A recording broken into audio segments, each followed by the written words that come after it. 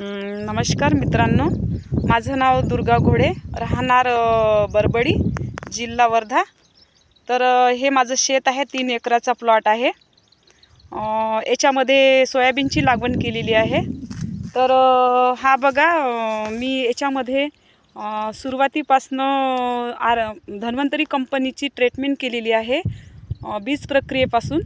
तर याला बीज प्रक्रियेचं बिजोरीज आणि RPH 76 हे लावलेलं आणि पेरणी केली। नंतर 21 दिवसांनी RPH 76 आणि स्प्राउट रिच याचा स्प्रे केलेला आहे। हे बघा किती सुंदर सोयाबीन आलेलं आहे।